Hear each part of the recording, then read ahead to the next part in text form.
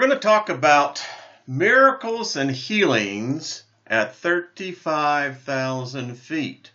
Now, I'm sure some of you may be asking, what do you mean? Well, I can tell you this. There's something going on airplanes these days. Now, I can tell you this is my observations and from a frequent flyer. I have put more miles on my frequent flyer account than really I think one should ever have to do. Trust me, if you're flying enough to where you're getting the perks, you know as well as I do, it comes at a great cost. But in any case, so these are my observations. Now, an observation is gathered through your senses, and a scientist notices something in their natural world.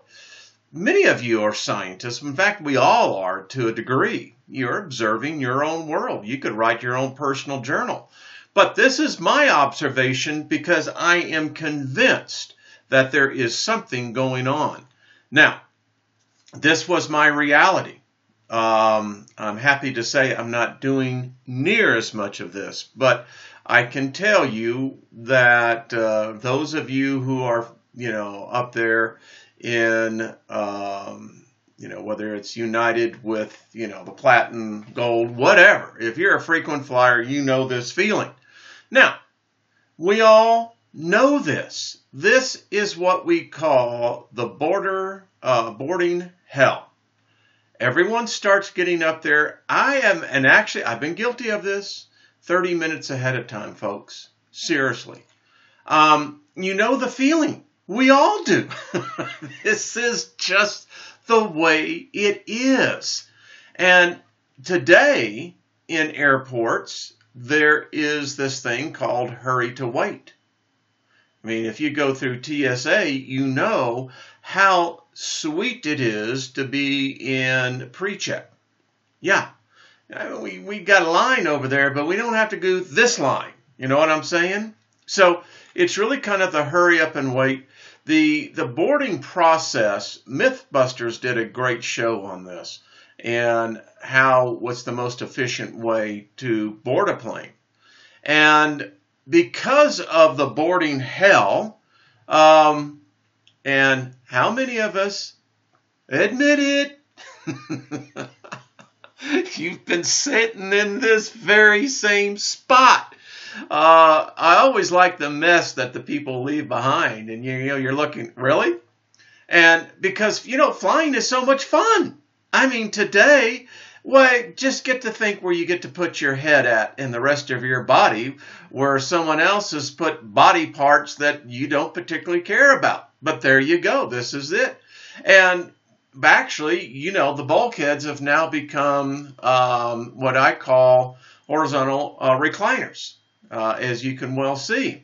So, tell me if this is not true. So I'm about to give you a step-by-step observation why I believe that there is something going on at 35,000 feet that the FAA needs to be investigated about. I think there needs to be an investigation with Congress. I think the major news media outlets should be doing an investigation on this because there is something going on. All right, so you know this now. It is now a well-rehearsed scam as to how you can get yourself in the pre-board line.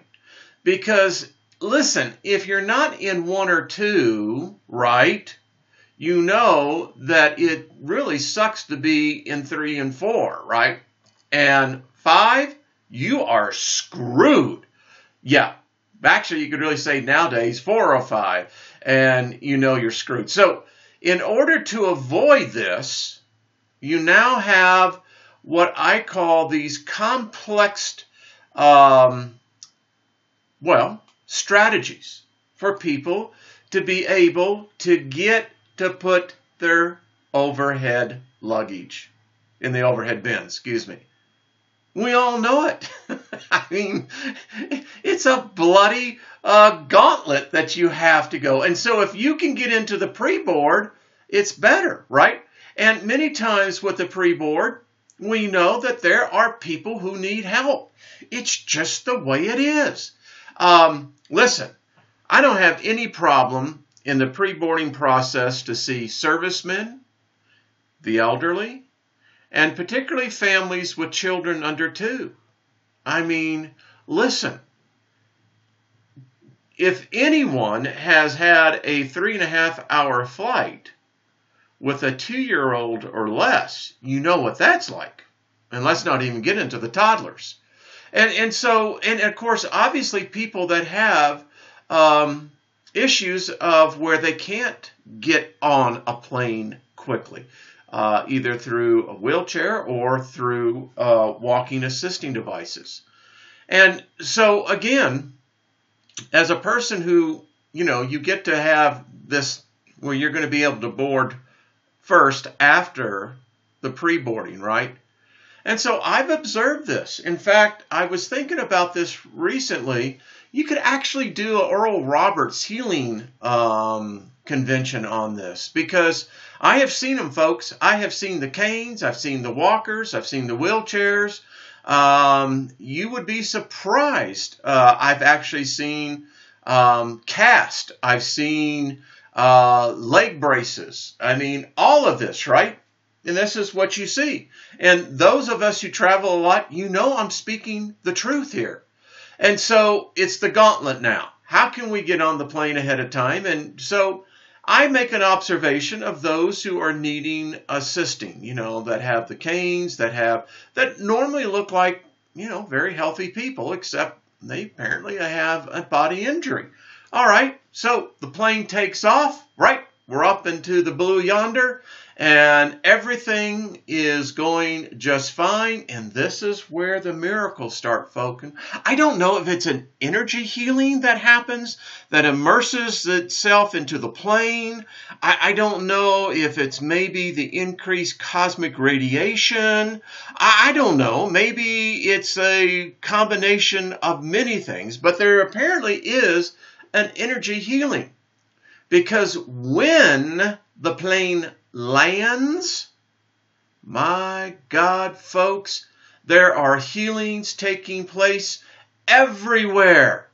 I mean, you could have a camera crew there and document from the time they got onto the plane and when they disembarked. Suddenly, folks, the canes are gone. I've actually seen cast removed. And I see the person say, I no longer need a wheelchair because I can walk now.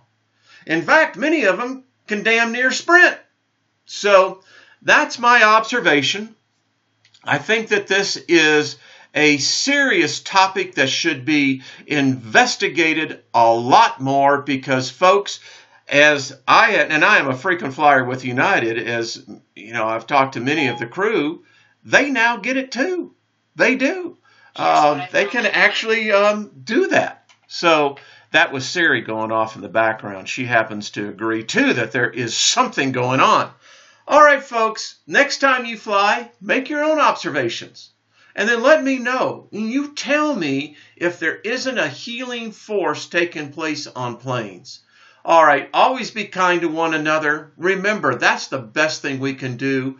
Also, make sure to like the 60 Seconds for Humanity Facebook page. Help us get to 1 million. Let's make this happen, folks. When you tweet, remember to put hashtag 60 Seconds for Humanity. Let's be a part of the greatest experiment of mankind.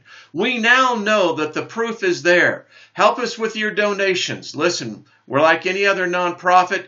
You get this stuff done because it takes money to get the things done.